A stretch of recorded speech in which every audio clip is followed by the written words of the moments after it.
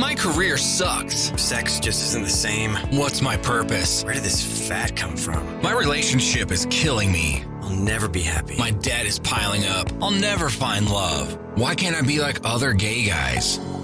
Hey guys, it's time to get a grip, stop whining, make a bold move, and do something amazing with your 40-plus gay life. Let's get to the show with your Tell It Like It Is host, Rick Clemons, who does his best to never act like a dick or a diva unless you act like one first.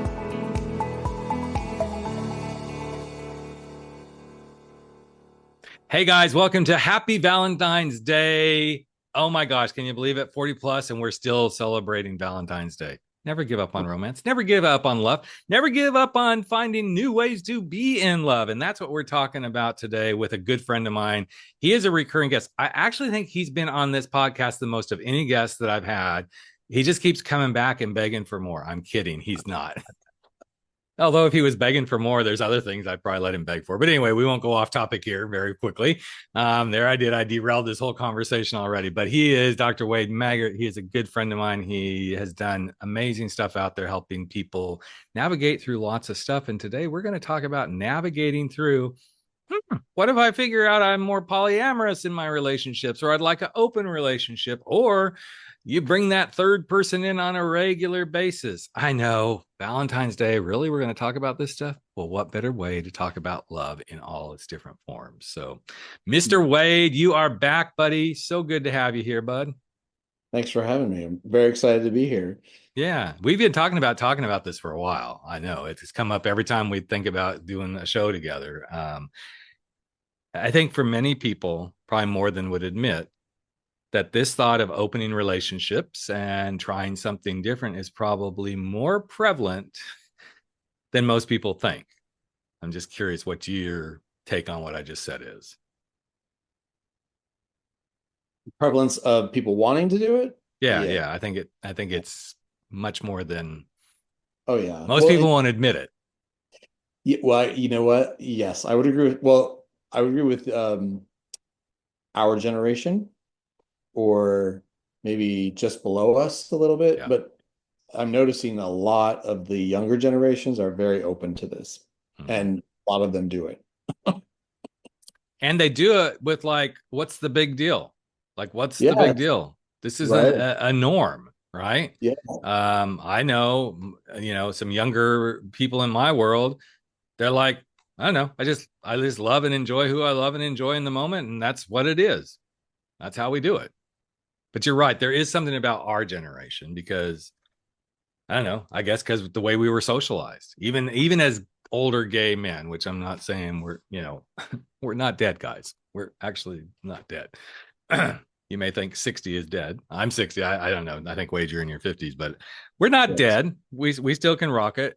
But what is something that you found as you've worked with people when they come into your practice to talk about open polyamory? What is one of the drivers for most people? Wow. I think one of the drivers is recognizing or realizing that this idea of monogamy doesn't necessarily fit, or it's for definitely for younger people, it's archaic, or they're realizing, that it's a lot of people understandably biologically are driven to get their DNA out there, if you will, and find themselves attracted to multiple people in different ways, and feel like monogamy is restraining, or also this whole camp, I would say, from what I've seen, is an anti-patriarchy stance, if you will. Yeah. Is let's move away from heterosexism and monogamy and all the stuff that comes with patriarchy.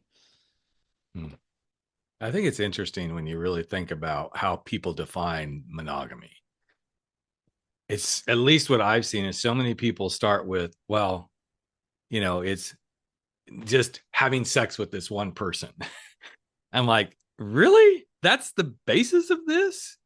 I feel like monogamy is more about being faithful to a person because you choose to be with that person in intimacy, in sex, in conscious sharing of moments, in, you know, giving them your world in a way on a very consistent basis. And I think sometimes people start with the whole sex thing. It's like, wait, no wonder things are so screwed up sometimes for you in your relationships. If the whole thing is based on that sexual piece, followed very quickly by intimacy. And I'm not saying, oh, that's a completely bad thing, but I almost want to invite people to think, go up higher, go to that next level. Like, why would you be faithful to this person and choose to be in that relationship with that person if sex wasn't part of the equation? Right. It's always such an interesting conversation that ensues after that. Well, I really like your take on that because what I think is missing from monogamous relationships, like when it comes to non-monogamy or polyamory, there's a lot of discussion, a lot of communication that has to take place, on what are our boundaries, what are our rules, how are we going to work this out? And it requires constant communication. And I think that's the big difference, though, with what I have found with monogamy is people there's an assumption there that, oh, we're just going to be faithful, but there's no discussion about what does that look like? Right. What is faithful? Is it just sex, like you said, or is it intimacy too, or is it, what other aspects of our life are we monogamous about? Yep. Like we don't. I have found that there's not a discussion about what that means to those people. It's just an assumption made. And I think that's what ends up causing problems is because then obviously that, the assumptions are challenged when my idea of monogamy isn't yours. Right. Yeah, there's got to be alignment.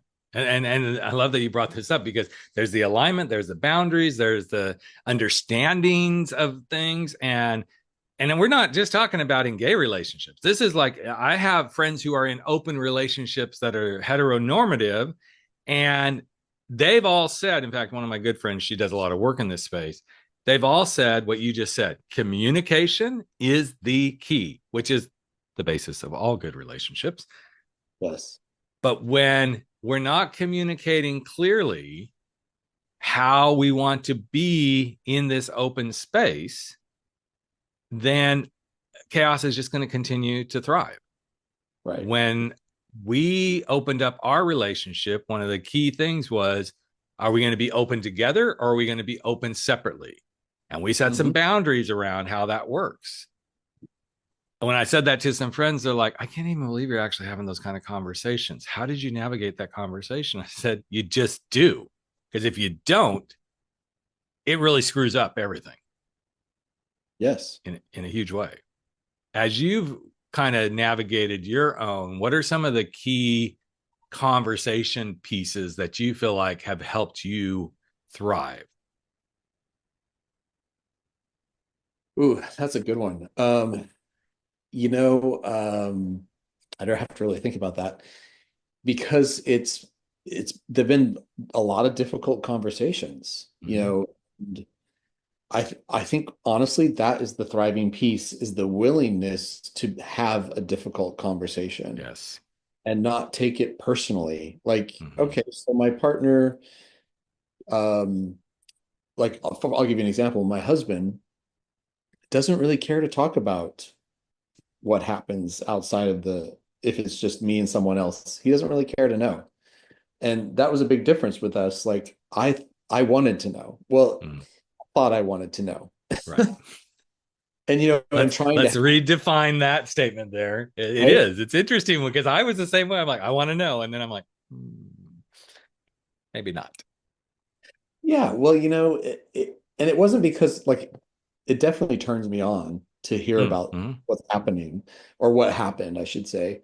But we couldn't seem to manage those conversations in a very healthy way. So I was like, maybe it's better that we don't. Yeah. Yep. It's just understood that it happens. Right. Yep. And I think that's the key piece that's a piece of like an agreement and a boundary. And every time I've got into these conversations and people are like so shocked, like, I just don't know how you do okay. So this is a weird, here's a weird comparison. It's like people are like, I don't know how you work from home. I could never manage that. I'm like, you have to put boundaries around it. When I'm sitting here doing what we're doing right now, nothing else exists in this house. Nothing else is happening. This is my work domicile. And sure, I'm going to get a break here in a little bit. And in that break, I'll go make some lunch. I might go throw some laundry in from the washer to the dryer. But other than that, those clothes will sit there till I get my next break. It's not really that much different. I would go on a break at work. I would go take 15, 20 minutes. So whatever I'm doing in my work break is what I would probably be doing here. And it's the same way in these intimate, open, polyamorous relationships. You co-create, which I think is a big piece of this. You co-create. Sometimes you may not like 100% what gets co-created, but you come to some agreement about it. Yes. So I know that many people struggle with that piece. Okay, if there's a disagreement about it, then what? What happens there? What's been some of your experience? Not personally necessarily, but it could be that, or in like your practice. When those disagreements show up, how do you work through that? I know communication. What's that? I know communication. Here we go again. Well, yeah, that's the answer. Actually, Wade and I are just going to shut up. If you're going to be in an open relationship, communication. That's all you need to hear out of this podcast right now. Well, and like you said in the beginning, like it's the key to everything, really, right? Even a monogamous relationship. But yes, to answer your question, I think it all depends, obviously, on the couple or the throuple or whoever. And what I've often coached with clients is, okay, well, whatever is the most restrictive, we could say it that way. Yep. If you disagree with wanting to do it this way, but they want to be more open about it or less restrictive, can you two agree to start at the most restrictive and see how that works? Yep. Because clearly the person that is having a difficult time or disagrees with whatever the other thing is they need some time to process, to get comfortable with the concept or whatever is being proposed. And I think that's what I have found works well. It doesn't always have to work that way, but the other person obviously has to be willing to say, yes, I can agree to that. If the other person's willing to say that this is an experiment, it's temporary, and the goal is to find a better median between the two. Oh, I like that. The better median. Yeah. And it's kind of like, it's almost like, okay, since we're barely into the new year and everybody, like, this is about the time of, February when everything kind of wanes off, the gym's quiet back down, all this stuff, right? But this is why sometimes the gym doesn't work. You go in with like, here's what's going to happen. Here's what's going to happen. But did you really think about this? Did you really plan? Did you put the right guardrails in? Did you is the boundary too restrictive? Yet sometimes you have to start at the most restrictive place in starting that new year exercise regime to go, okay, I'm going to really commit to this so that you can then work through, like, is that the best place to have started? For somebody who really is like, yes, I'm going to go full tilt. Cool. You're probably a type A. That may work for you. But most of the rest of us that observe somebody like that go, okay, yeah, I'm going to do the same thing. And it's like, did you really align with yourself in that? And I've found in that navigation for us, we kind of did the same thing. Okay, here's the most, quote, restrictive space, which didn't really feel super restrictive, but it's like, okay, this is the only way we're going to do this. And then we've since navigated to different ways of being in it, but there's still that constant, let's talk about this. Let's talk about this. Yes.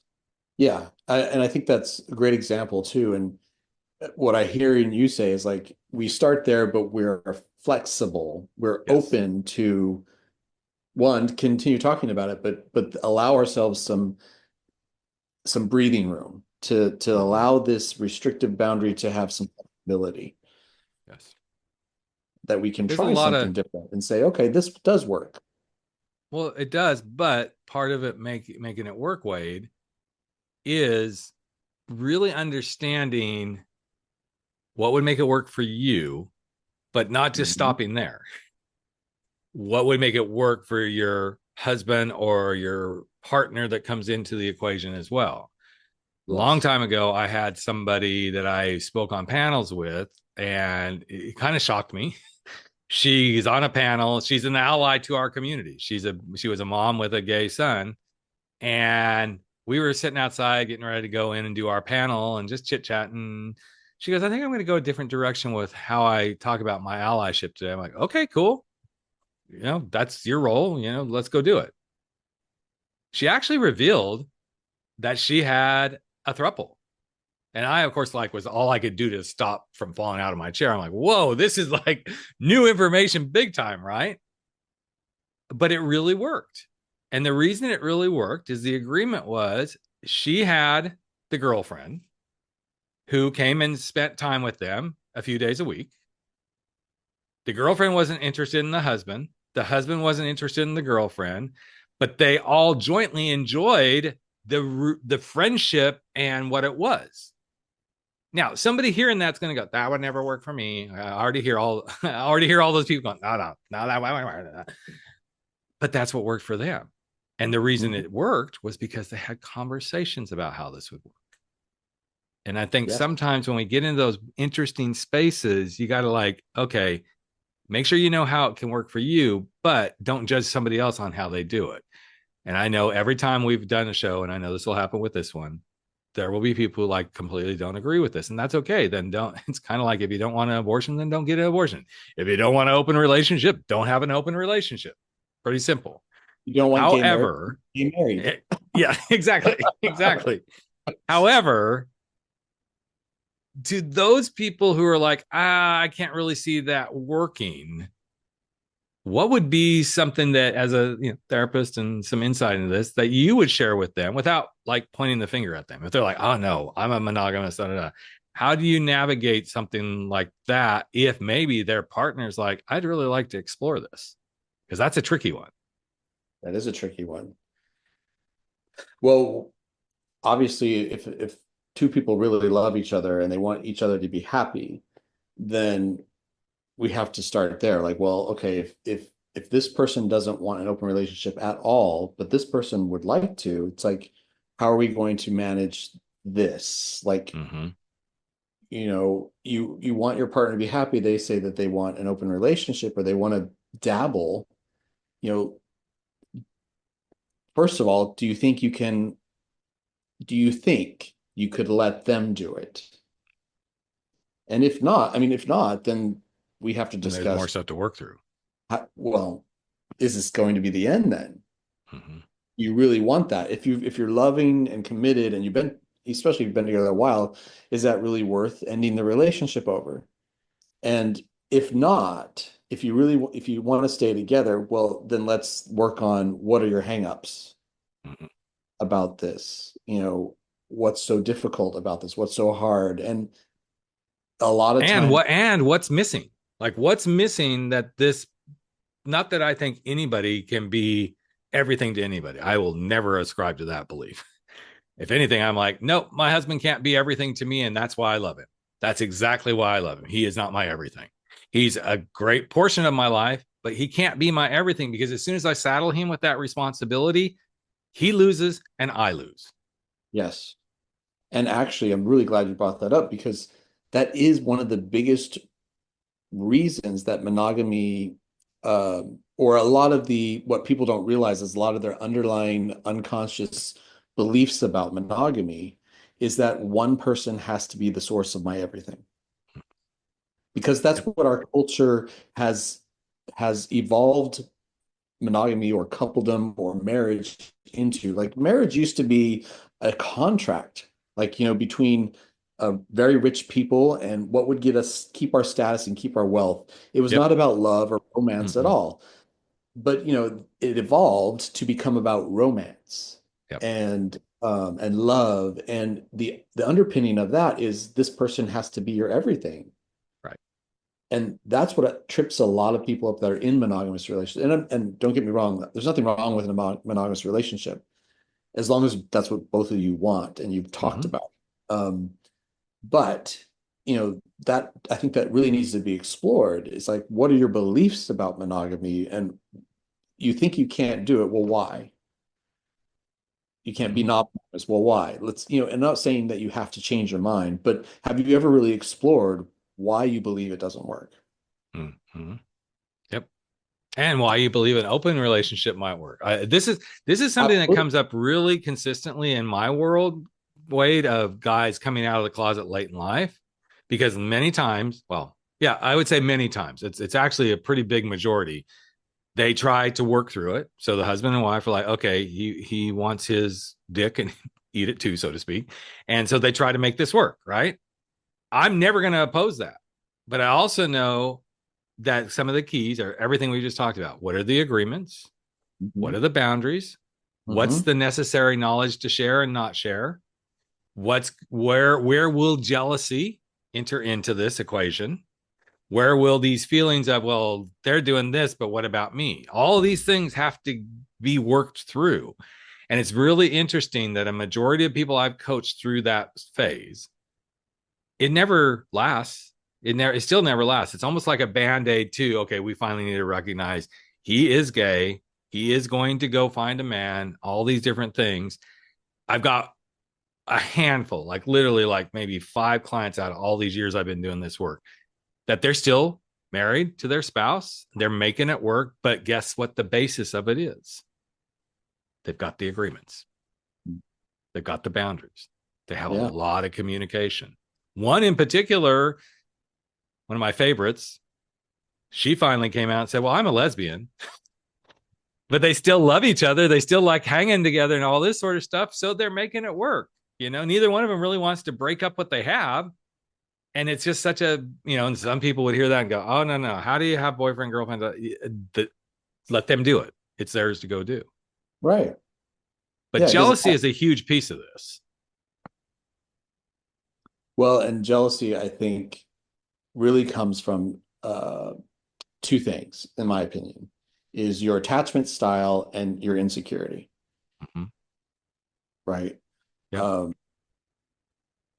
Because at the end of the day, if the altruistic thing is if you really love somebody, it's not about you.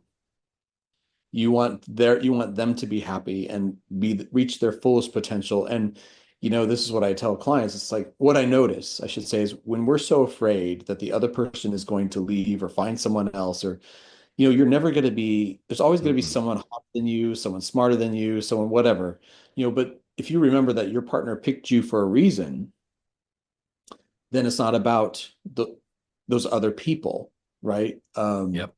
Kind of lost my train of thought, but the one thing you brought up that's really important, and maybe we should open that doorway a little bit, is attachment style. Like, what is that? And if those of you listening to it, go Google it. There's a lot of stuff, but like, let's kind of explore some of those. Like, some people attach based on intimacy. Some people attach based on feelings of security. Some people attach because it's straight up sex. There's so many layers to this, and there's multiple attachments. I mean, I could go get even more. I'm sure you can add to this, Wade. So what else is kind of like that key signs of attachment style that you really need to understand about yourself to really begin to go, can I actually do this? Yeah. So when I think of attachment style, I think of more this psychologist back in the day, or I think he was a physician. Bowlby was his name. He developed these things called attachment styles, and there's four basic styles that were either securely attached, were anxiously attached, were avoidantly attached, or were disorganized. And really, if you understand your attachment style, it can really help you understand how you attach to somebody. And like, for example, an anxious style, that's exactly what it sounds like. An anxious style is a person that is very fearful that this person is going to leave, or that, and they're constantly monitoring, and they're constantly thinking, if that person like maybe has a bad day, the anxious person can monitor their emotions really well and be like, uh-oh, like their alert system goes off. Is this going to end up in them leaving me? Yep. Right? They take it personally. The avoidant styles, just kind of the opposite. They're so afraid of getting too close. And Yep. the minute they feel like their partner is too close to them, they feel smothered and trapped, and then they push them away. Hmm. But if you can understand, those are both insecure attachment styles, right? If you can understand that about yourself, that, oh, I have an insecure style, and that's something that develops before you have language. Yep. Like before you're 2 years old, it's something that develops from the way your parents, your caretakers interact with you as a baby and an infant. Um, The security one's an interesting one because I see this all the time in my relationships that are where the husband's coming out of the closet. And I mean, this is I think a good example of security. The most common thing the wife says is, well, what about me? I haven't worked. I don't have a job. What about our house? Who am I now? Which all of those are those are great things to think through, right? But there's a lot of security tied to those statements. Like it's about I don't feel secure now because the lifestyle they created, in my mind, created a codependency. Yes, they did beautiful things. She raised the kids. She ran the household. All of these things are beautiful things. I will never knock one bit of it. But when you go underneath and pull that rug out, like he's going off, a lot of times it's about the security. This thing made me feel secure. And especially when they say, I don't know who I am now. Whoa, that security of that whole thing being tied to that guy, making you feel these ways. There's security and other stuff in there too. But it's a really interesting space to have to navigate. Yeah, because that security, that lack of security that he's making her feel is causing him to experience what a piece of shit I am. See, this is why I shouldn't do this. Oh my gosh, I've ruined everybody's, all these things. All those are valid feelings. I'm never going to say none of those feelings are invalid in those situations. But man, the security thing is huge. And I think it's huge in our own community. Like when guys break up, there's a lot of codependent gay men who like, he was my everything. He, whatever. But how do you navigate the security one? That's an interesting one to play around too. We could go on. We could have a whole show on this, right? These are conversations that I could take forever. Yeah, exactly. In security, in that sense, I think you're right. It comes down to codependency, what we call codependency, which is your inability to differentiate yourself from your partner as being your whole complete person as yourself, as you're on your own. And, we get confused with when my partner's sad, I'm sad. When my partner's happy, I'm happy. Or whatever my partner wants to do, I do.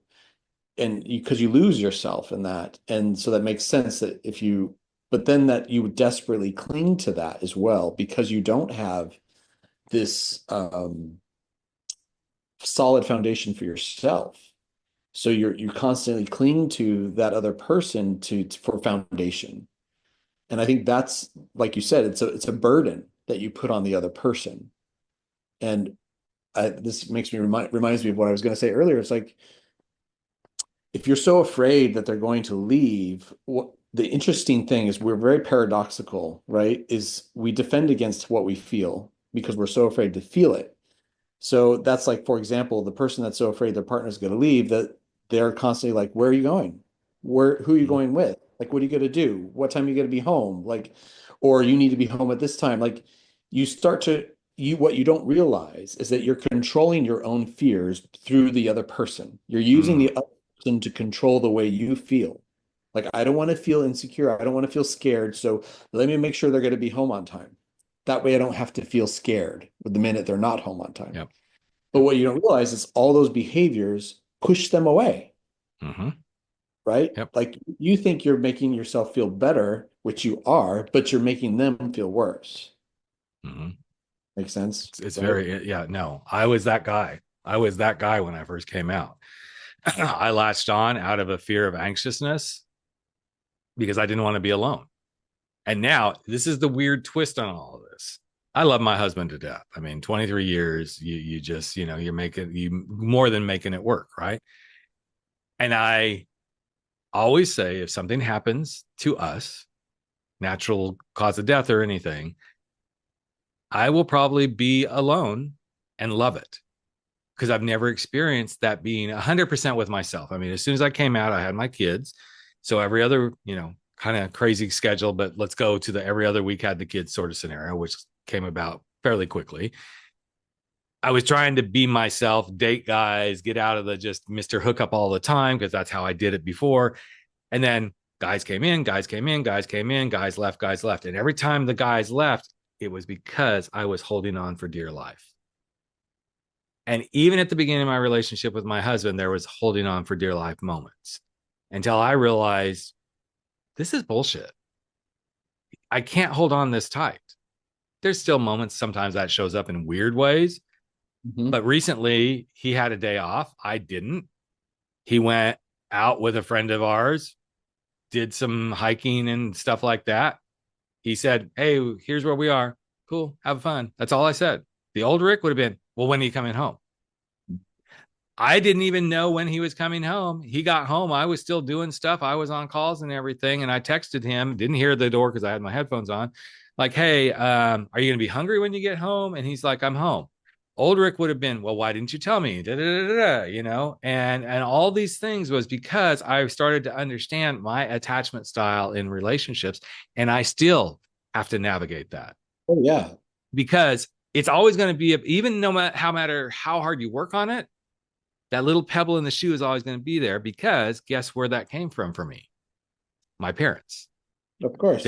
Their relationship was, if I was going to say anything, it was rooted in anxious and security. Those two things. Probably more anxious than anything, because there was always threats. I'm going to leave you. That's all I got models. I'm going to leave you. And when I'm going to leave you ensued, then the whole household was chaotic. Mm. There's always a threat of leaving. Mm-hmm. Mm-hmm. Yep. Like I'm about to threat that I'm going to leave this podcast because we're almost out of time. So don't go get anxious. Wait, okay.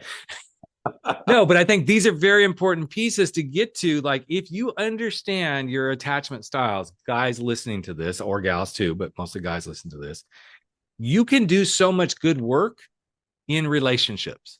Notice I said relationships, not just intimate relations, but work relationships, all of this stuff. And especially, I'm going to take it somewhere just briefly, especially in these times that we live in right now. You need to really understand your attachment relationships, how you attach in relationships with friends, with family members, all that, and be very cognizant of it, because you could be causing yourself more turmoil just because of the way you attach into these relationships. Yeah. And if we bring it back to, the Buddhist thing, because we're Buddhists, right? You Yep. and me, and we've talked about it before, is that is the cause of suffering in Buddhism, attachments. Mm-hmm. Yep. It was really interesting. We had just about a month ago, I was having this moment it was right after the California fires. And I was like, what can we get rid of? What can we give? Because there was a lot of places taking donations in our area, shipping them down south and everything. And I even started looking around at everything on my walls. Like, do I really need all these beautiful pieces of art? Do I need this? Most of them, I'm like, yeah, this is what brings me some joy. So what I have may not bring somebody else joy, but man, I cleaned out closets. I looked at how many shoes were on the shoe rack. I looked at a lot of stuff, because I'm like, some of this I don't use. I keep going, okay, when a fat boy becomes slim boy again, I might wear that. Well, fat boy isn't getting there anytime soon. So, and by then it'll be out of style. I can't rock a shirt like Wade does. I'm just saying, guys, I've seen him in his like nice little tight t-shirts. He looks great. Anyway, that was my throw to like, Wade's a good hot guy. But the interesting piece of this is when we learn to detach even a piece of art. Like, why am I hanging on to that piece of art? What does that bring me? It's so interesting that even in that realm, you can actually see your attachment style to monetary things, physical things, people, all of that. And if you can learn these steps, I think you can start to navigate through, is monogamy for me or not? And start to go, okay, but as you navigate, you're going to have to go more than dip your toe in your attachment style to really start to create the boundaries, have the conversations, all of these different things. What's the thing you feel like You know, you've learned well, I hate to ask that question. What is the thing you enjoy most about really understanding yourself in a non-monogamous relationship? oh goodness. It's what I've noticed. We have recently, within the last 2 years, we have a boyfriend. So we have a Mm-hmm. throuple technically, and he just recently moved in.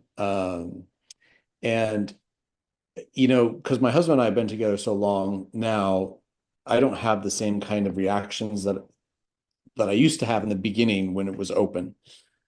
Now it's like that's all happening again. Like, because this is new, like, and I really love this guy. I'm noticing that when he takes a trip, for example, because he's welcome and allowed and should take a trip to be with his friends, and I don't have to be there. But I notice that, oh, he's hooking up, and I notice all those old stuff comes up Yep. about, oh, what does that mean about me? And does he love me? And it's fascinating how all that was so lying dormant for so long. And Yep. now it's back. And it's something I take to therapy every week. Mm, Or it's getting better. But that's what I love. I'm rediscovering myself, and mm. I'm finding out even deeper levels of where this stuff started, where it came from, how it manifests, what's, as you said, it's from my parents, my mom. Mm-hmm. Um, but it's just fascinating learning that about myself again and Yeah. getting even in a deeper in touch with myself. Because I think that's what this is all about at the end of the day is like people that are so anti non-monogamy, and I'm not saying it doesn't exist on the other side too. Of course it does. But look at that. There's something in there. Why are you so Yes. afraid? Yep. Well, there's something in there. And Mm-hmm. and that's an invitation to explore yourself Yep. and find out, what are you so afraid of? Or what are you It so is an angry about? Or what are you invitation. so gross? It's Yes. such a And beautiful invitation. It's yeah. really hard And too. like I mean, I don't Carl, think you and I are either one going to say it's easy to go step into that invitation to explore yourself. and that's why most people don't. Mm-hmm. And then they sit and But spin in their stuff and they go, okay, I'm not willing to do this. It's not easy. I mean, I remember, you know, a couple of times where I could definitely tell the exploration was not easy for me to witness. And then going, oh gosh, things are going to fall apart. But then when I flipped it back and said, but wait, you were the one who wanted to go into that exploration.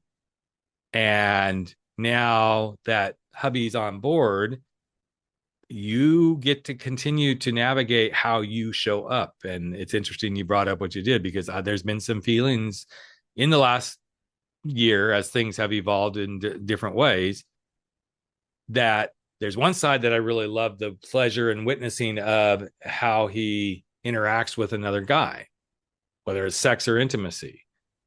And every once in a while, it's like, wait, are they falling in love? Is there something here? You know? And yet then like a day like today, we didn't get to really say goodbye because I was already working when he left. You get the message like, just wanted to tell you how much I love you. And I hmm, know that that isn't just said. It's not just, oh, let's throw down the I love you. It makes you really realize keep digging, keep exploring, own and love what you have because nothing's forever, number one, but own and love what you have. And how can I now continue to make this work? And I think that's the beauty of in these spaces, what we've just shared with guys today. And thank you so much for sharing the way you did, Wade. We're not saying everybody needs to have an open relationship, no, not at all. but You invite know, yourself to explore what works possibly. yeah. And what's going to work is first a deep relationship with yourself. Absolutely. That will bring you Which to a is deep, scary in and of itself. Like just yeah, to see yes, your own stuff is really, really scary. it is. And again, that's why a lot of people don't do it, but it will just make your relationship that much better. Absolutely. Mm. What a yummy conversation. Thank you so much, brother. I appreciate it. I really do. I mean, I enjoy these kind of conversations because I know somebody out there is like, okay, I want this. I need to feel this. I need to understand it. And if any of you are interested in learning more, make sure you follow the links in the website to Wade's work. He's based in Houston area. And if you're in Texas, you could definitely work with him. I think, can you work outside of the state of Texas on certain things? Kind of do you coaching and stuff outside? I'm assuming you could. I just do therapy. I don't do That's what I thought. coaching, but Yeah. I do have licenses in California and Nevada, so I can also see people in those Cool. states. Awesome. That's awesome, man. Very cool. Glad to hear that. And if you guys all have any questions, please feel free to like send them in. I mean, just because we just did this, I know Wade well enough. He doesn't really do a lot. He just sits at home and plays house husband. I just look pretty. That's all. He does. He does. Well, I said that already. I already told you you look pretty. I'm not going to tell you again, man. So, but you know, we're both willing to answer questions. Like if something came up, you know, and doesn't mean you have to get into a session. You know, you could, but if you're in California, Nevada, or Texas for Wade, you could do those. You can ask me questions or work with me anywhere in the world. But most of all, I want you to take away from this your ability to be who you want to be, how you want to be in your relationships truly comes down to you and being willing to have that vulnerability to go, here's what I would truly like. Let's go explore. Yes. Did I get it right, Wade? Was that a good close? I want to make sure we nailed it here, buddy. You- I always want to make sure. One of my guests the other day said, that was a great dismount. That was after we were off. I'm like, okay, nail the dismount every time, Rick. If you nail the dismount at the end of the podcast, people will be glad they spent the last 40 minutes listening to you guys. So again, good. brother. Yeah. Yes. So go have a good dismount, Wade. Thank you so much, everybody, for being listeners. Don't forget, guys, we always have, in fact, there's one coming up, a gay men's chat, and we're going to be talking about erotic and being ourselves with the great Court Box. That's coming up a couple of weeks, like a week from now on Monday. So let's go connect erotically and see where we can go in that chat. And again, Wade, thanks, brother, for being here. So appreciate you. And I know we'll do something again down the road, but look forward to that next conversation as well, man. All right. Thank you. That's a wrap for 40 Plus. Gay men, gay talk, where size doesn't matter. We drop our bullshit, get over our screwed up fears, make bold moves, and live life without apologies. Don't forget to join us on Facebook at 40 Plus, Gay Men, Gay Talk, where the conversations continue.